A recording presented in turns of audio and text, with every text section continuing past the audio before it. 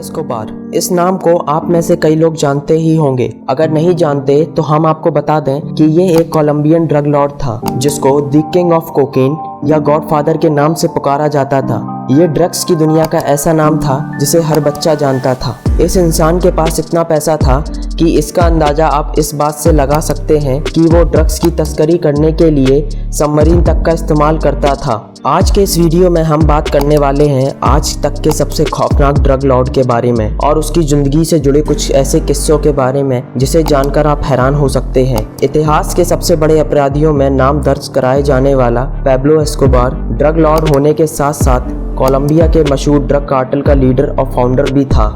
उसका साम्राज्य इतना बड़ा था कि उसका नेटवर्क पूरी दुनिया में फैला हुआ था और ड्रग्स मार्केट का 80% से ज़्यादा कंट्रोल पैब्लो के हाथ में था। साथ ही में वो दुनिया का पहला और अकेला ऐसा माफिया था जिसका नाम फोर्ब्स मैगजीन में दुनिया के सबसे अमीर इंसानों की लिस्ट में शामिल किया गया था। दरअसल इस मैगजीन ने सन 1989 में लिस्ट निकाली थी जिसमें उसका नाम भी आया था, जहां उसकी कुल संपत्ति 25 बिलियन अमेरिकन डॉलर बताई गई थी। कई लोग इसमें यह भी मानते हैं कि उसकी असल संपत्ति इससे कई गुना ज्यादा थी। ज्यादातर कमाई ब्लैक होने की वजह से उसे ज्यादातर कमाई दुनिया से छुपाए रखनी पड़ती थी। पाब्लो एस्कोबार की एक दिन की कमाई करोड़ों रुपए में हुआ करती थी। क्योंकि उसकी सारी कमाई काले धन के रूप में होती थी, इसलिए वो अपना पैसा बैंकों की जगह बड़े बड़े गोदामों में इकट्ठा कर रखता था। कहते हैं उसके पास इतना पैसा था कि एक बार उसके पैसे उसके पास रखने के लिए कोई भी जगह नहीं बची थी, तो उसने जमीन में उन पैसों को दफना दिया।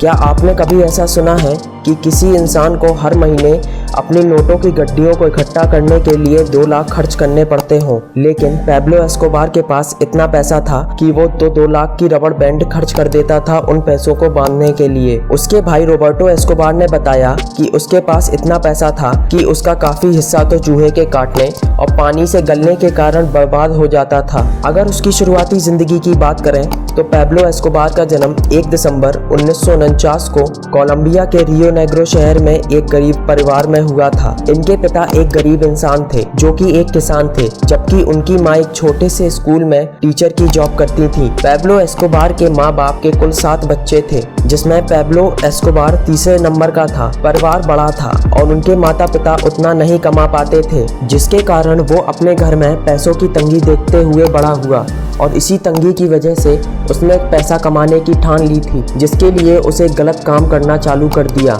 अगर देखा जाए तो पाब्लो के क्रिमिनल बनने के पीछे कुछ हद तक उसकी माँ का हाथ भी था, क्योंकि जब कोई बच्चा बचपन में गलत काम करता है तो उसकी माँ उसे रोक देती है। लेकिन पाब्लो के साथ ऐसा नहीं था। अगर वह कोई गलती करता तो उसकी माँ उसके काम को बढ़ावा देती। सुना है एक बार स्कूल में एग्जाम पेपर्स चोरी करते हुए पकड़ा गया था, तब उसकी माँ ने उसको समझाया कि चीजें चुराना गलत बात नहीं है, लेकिन चोरी करके पकड़े जाना यह गलत बात है। और बचपन में यह सीख मिलने की वजह से उसे बहुत ही कम उम्र में गलत काम करना सीखा।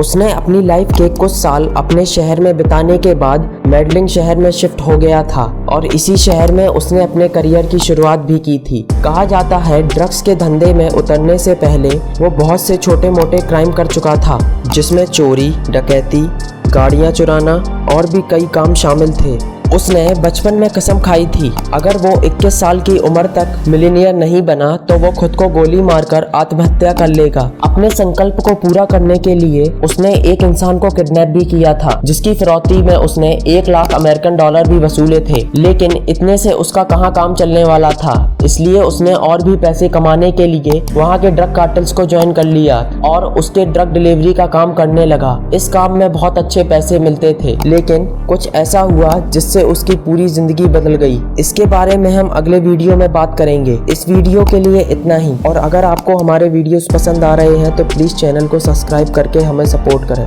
और इस वीडियो के दूसरे पार्ट के लिए चैनल को सब्सक्राइब करके रखें और बेल आइकन को जरूर प्रेस करें।